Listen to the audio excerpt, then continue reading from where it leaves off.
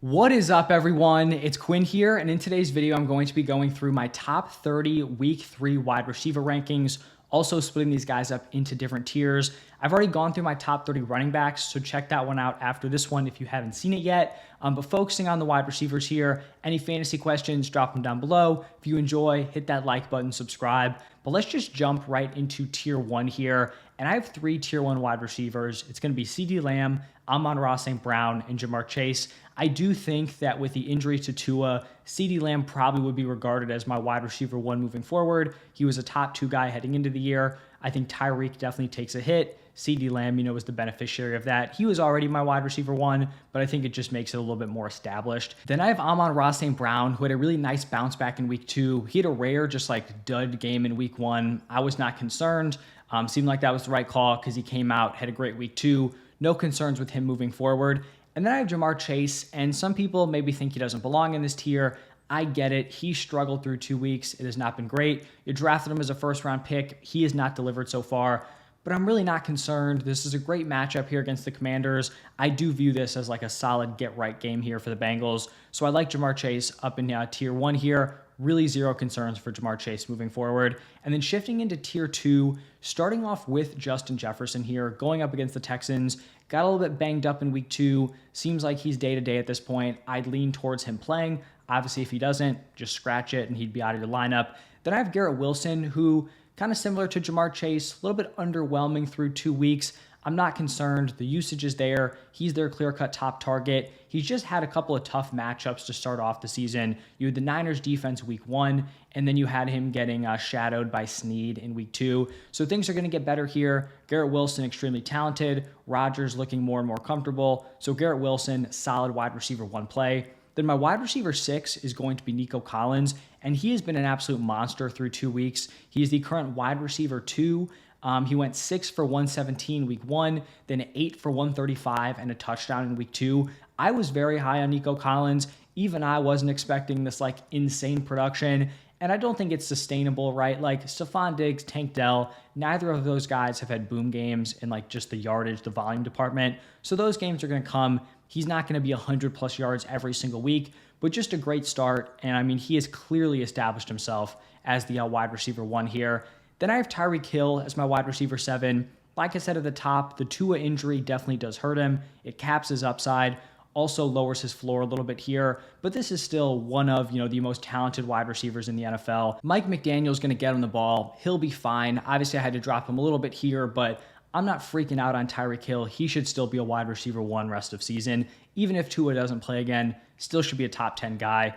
Then I have Rashee Rice. He started off the season with 17.3 and 18.5 PPR point games. Looks like the wide receiver 1 there for the Chiefs. I think the Hollywood Brown injury is great news for him long term, because in that wide receiver room, you have Rashee Rice, you have Xavier Worthy. That's pretty much it. So Rashee Rice looking like an absolute smash pick. And then the final guy here in tier 2 is going to be Devonta Smith. It looks like A.J. Brown is probably going to miss at least another week here. That's what they were talking about on the Monday night broadcast. Said he'd probably miss at least a couple of games. This would be the second one. Devonta Smith, solid usage without A.J. Brown. 7 receptions for 76 yards and a touchdown.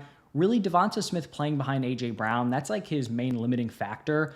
Like the fact that he's the wide receiver 2. Without an injury to A.J. Brown, it's tough to see much upside. But with A.J. Brown out, I mean, he's a locked-in wide receiver 1 for me. So that's why I have him as my wide receiver 9. Now, shifting into tier 3, I guess I'll first just run through some of the injuries we have at the wide receiver position. Cooper Kupp, unfortunately, going to be missing some time with an ankle injury.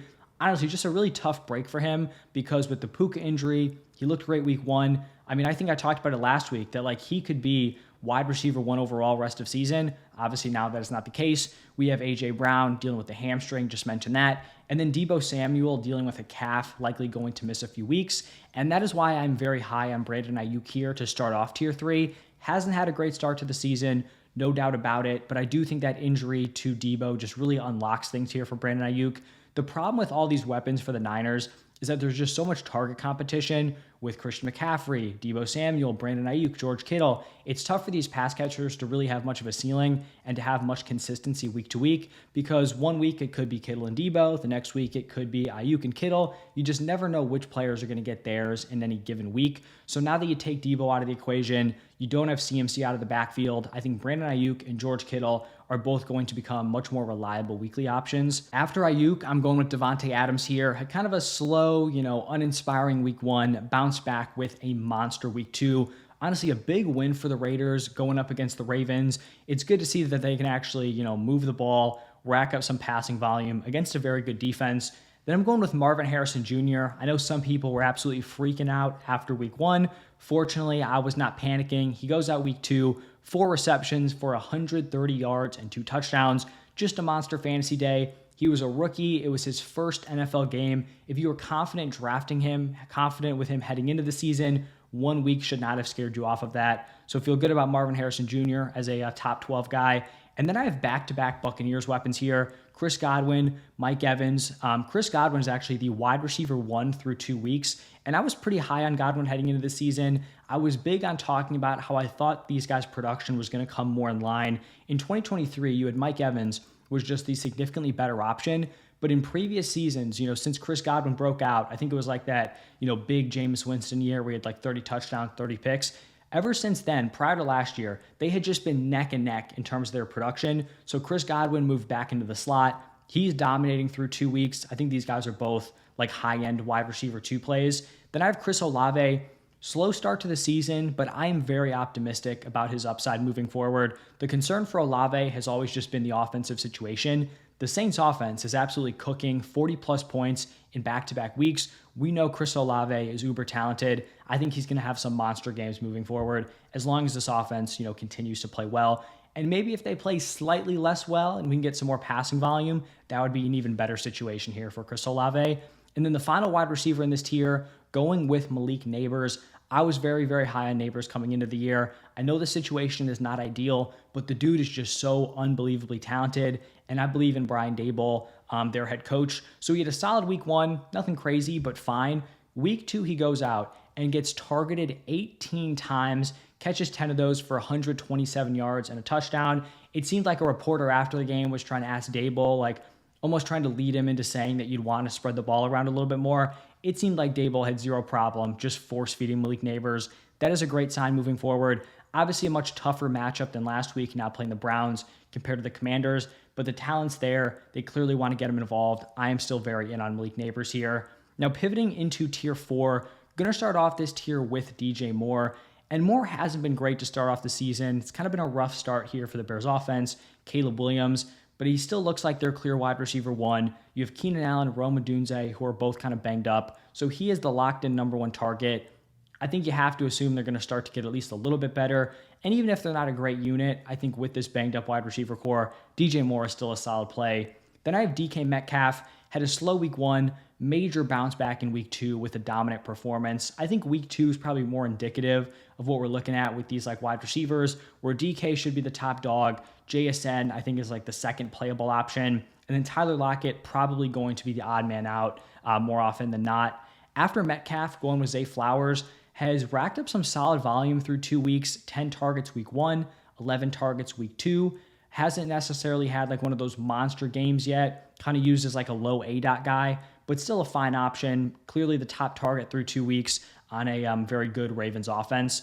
And then we're going to wrap this tier up with Drake London and Stephon Diggs. For Drake London, had a down week 1. I know some people were panicking, and I kind of get it, right? You drafted Drake London not based on his previous production, but you're anticipating a jump with better quarterback play. Kirk Cousins did not look great in week 1. He also didn't look all that great in week 2 until the final game-winning drive, but at least he looked a little bit better. They were using play action, some stuff that we didn't see in week 1. So I still don't think everything is perfect here. Everything is solved. Kirk Cousins, great option moving forward, but it was good to see Drake London get that support, had a solid game. I like him as a back-end wide receiver 2 this week. And then the final guy I mentioned here, Stephon Diggs, kind of, a lower upside game in week 2. Nothing crazy. We saw Nico Collins had the big game. Bears defense is tough. Still like him here as a back-end wide receiver 2 play. Now pivoting into tier 5, a very interesting tier here. I want to start it off by talking about Brian Thomas Jr. If you guys have followed my channel, you know I am very high on BTR. In 2 games so far, he's gone 4 for 47 and a touchdown, and then 2 for 92. Christian Kirk has been a complete non-factor. Evan Ingram looks like he's going to miss some time. We know who Gabe Davis is at this point. I like Brian Thomas Jr.'s upside to be this team's clear wide receiver 1, and I think he just continues rolling with that here in week 3. Then we have Jameson Williams, who's definitely a massive riser here, going up against the Cardinals. Through 2 weeks, he has a game where he went 5 for 121 and a touchdown, and then 5 for 79. And after week 1, I was cautiously optimistic, right? Could this be a year 3 breakout, or was this just like one boom game and he's just going to have these like random high ceiling performances, but more often than not, he's just going to have like dud low floor weeks. But after seeing week 2, I'm definitely much more interested in JMO going forward. 5 for 79, like I said, is just a solid stat line, but it was on 11 targets, so he is earning volume. He's a focal point of this offense. With JMO kind of breaking out, we've seen Sam Laporta have 2 pretty underwhelming games. Now, I don't think Laporta is just going to be a complete non-factor moving forward, but it's a great sight to see that, Jameson Williams is earning targets over a tight end who had one of the best rookie tight end seasons of all time. So you have to feel good about JMO, like him as a back-end wide receiver too. Then after JMO, going with JSN here, slow week 1. I think there was, a lot of controversy surrounding JSN heading into the season, or just not a lot of consensus. Like some people were viewing him as like the clear-cut wide receiver 3 behind DK, behind Tyler Lockett, like it was last year. Others thought he had a lot of upside to break out, talented prospect, slow week 1, but could have a year 2 breakout or slow year 1. He goes out week 2, 16 targets, catches 12 of those for 117 yards. So a great game. I think that's a breakout performance here from JSN. He should be the number 2 option moving forward, and I think he's a nice fit here in tier 5. Then we have Tank Dell, my wide receiver 25 in tier 5, and I think a lot of people are probably going to hate this because through 2 weeks, he's been bad, right? There's no way around it. If you've played him the last 2 weeks like I have, he has not been producing for you. But when we look at the usage, it has been solid. He was right in the mix of routes with Nico Collins, Stephon Diggs week 1. In week 2, he ran the same number of routes as Stephon Diggs. And that was kind of like the roadblock I thought we'd have to get past. Was like he would have to be like working his way into more routes. He has seen a solid role through 2 weeks.